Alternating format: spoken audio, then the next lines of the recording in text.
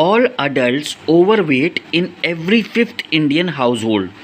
Study मतलब अध्ययन। शोध ये कह रहा है, अध्ययन ये बताया जा रहा है कि हर पाँचवें भारतीय घर में, in every fifth Indian house, हर पाँचवें भारतीय घर में ऑल अडल्ट्स आर ओवरवेट। जितने भी 18 साल के ऊपर के लोग हैं वो सभी ओवरवेट हैं, वो सभी ओवरवेट हैं, यानी ज़्यादा वज़न है। हर पाँचवें भारतीय घर में 18 साल के ऊपर के लोग, सभी लोग ओवरवेट हैं, ऐसा अध्ययन बता रहा है, स्टडी बता रहा है। ओवरवेट मतलब ज़्यादा वज़न होना। ये देखिए फ़ोटो में सब मोटे मोटे दिखाई दे रहे हैं। Abbas Ansari's lawyers complete arguments. Abbas Ansari's lawyers complete arguments, यानी अब्बास अंसारी के जो वकील हैं उन्होंने बहस, कानूनी बहस जो होती है अदालत में, कोर्ट में, उसे पूरा किया। Abbas Ansari's lawyers complete arguments. Arguments important word है। आर्ग्यूमेंट्स मतलब बहस, यहाँ पर है कानूनी बहस जो कोर्ट में करते हैं वकील लोग, ठीक है। Man accused of raping sister in law makes bid to end life. यहाँ पर अक्यूज्ड वर्ड इंपॉर्टेंट है, ये रोज पेपर में आएगा। अक्यूज्ड मतलब आरोपी। तो आदमी जिसके ऊपर आरोप था of raping sister in law, यानी अपनी सिस्टर इन लॉ मतलब अपनी पत्नी की बहन, ठीक है, अपनी साली, ठीक है। तो आदमी जिसके ऊपर अपनी साली को रेप करने का आरोप था, जो अक्यूज्ड मतलब आरोपी, makes bid. Bid important word है, बिड बहुत इंपॉर्टेंट वर्ड है। बिड मतलब कोशिश, बिड मतलब कोशिश। उसने कोशिश की to end life, makes bid to end life. उसने कोशिश की आत्महत्या करने की। एंड लाइफ मतलब आत्महत्या करना, सुसाइड करना। तो आदमी जिसके ऊपर अपनी साली को रेप करने का आरोप था, उसने आत्महत्या करने की, सुसाइड करने की कोशिश की। बिड मोस्ट इंपॉर्टेंट वर्ड है। बिड मतलब कोशिश, और अक्यूज तो बहुत ही इंपॉर्टेंट है क्योंकि रोज पेपर में आता है। अक्यूज्ड मतलब आरोपी।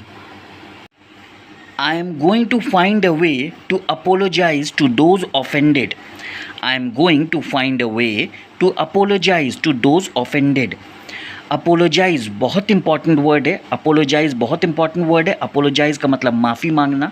अपोलोजाइज का मतलब माफ़ी मांगना। और ऑफेंडेड, ऑफेंडेड मतलब ठेस पहुंचना, ठेस पहुंचना, ठीक है, अपमानित जैसा महसूस करना। तो I am going to find a way, मैं एक तरीका खोजने वाला हूँ। I am going to find a way, मैं एक तरीका खोजने वाला हूँ। टू अपोलोजाइज, माफ़ी मांगने का, मैं माफ़ी मांगने का एक तरीका खोजने वाला हूँ। टू दोज ऑफेंडेड, जिनको ठेस पहुँची है, जिनको ठेस पहुँची है, जिनको ठेस पहुँची है, उनसे माफ़ी मांगने का मैं एक तरीका खोजने वाला हूँ।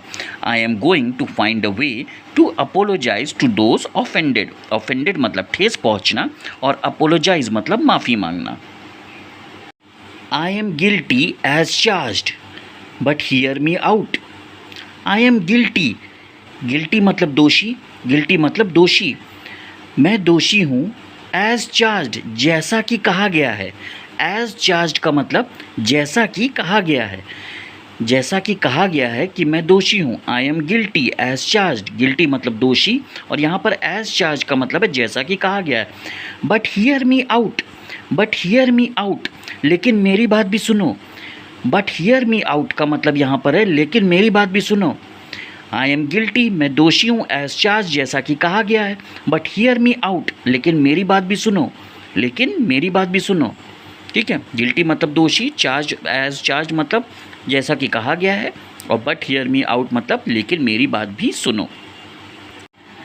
4 members kill teenager to steal iPhone to make reels. 4 members kill teenager, 4 friends, sorry members नहीं, फ्रेंड्स, 4 फ्रेंड्स, तो 4 दोस्तों ने एक टीनेजर, टीनेजर किसको कहते हैं, जिसकी उम्र 13 साल से 19 साल के बीच में हो, जिसकी उम्र 13 साल से 19 साल के बीच में हो, यानी 13, 14, 15, 16, 17, 18, 19, ठीक है, 13 से 19 के बीच में हो, उसको टीनेजर कहते हैं। तो 4 दोस्तों ने एक टीनेजर को मार दिया, किल टीनेजर, टू स्टील चोरी करने के लिए। स्टील मतलब चोरी करना। क्या चोरी करना? आईफोन चोरी करने के लिए। आईफोन चोरी करने के लिए 4 दोस्तों ने एक टीनेजर को मार दिया। टू मेक रील्स, रील्स बनाने के चक्कर में, रील्स बनाने के चक्कर में। 2 जुवेनाइल डिटेन्ड टू जुवनाइल, जुवनाइल मतलब नाबालिग, जुवनाइल मतलब नाबालिग, और डिटेन मतलब हिरासत में लेना, डिटेन मतलब हिरासत में लेना। तो 2 जुवनाइल को हिरासत में ले लिया गया।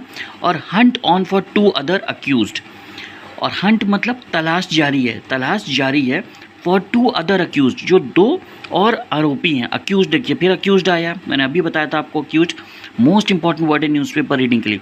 अक्यूज्ड मतलब आरोपी, तो जो 2 आरोपी और हैं उनकी तलाश जारी है। हंट मतलब ढूंढना, तलाश।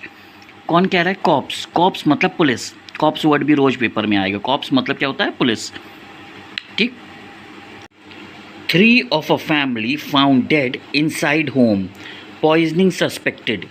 3 of a family found dead inside home, poisoning suspected.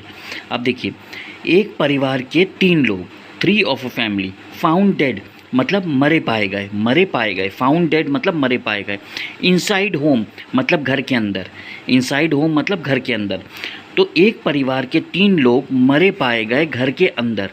Poisoning suspected यानी शंका जताई जा रही है, शंका जताई जा रही है, शक किया जा रहा है कि पॉइजनिंग आधार हो सकता है, यानी कोई जहरीला पदार्थ खिला दिया गया हो तो ये आधार हो सकता है। पॉइजनिंग सस्पेक्टेड, सस्पेक्टेड मतलब शंका की जा रही है, ठीक।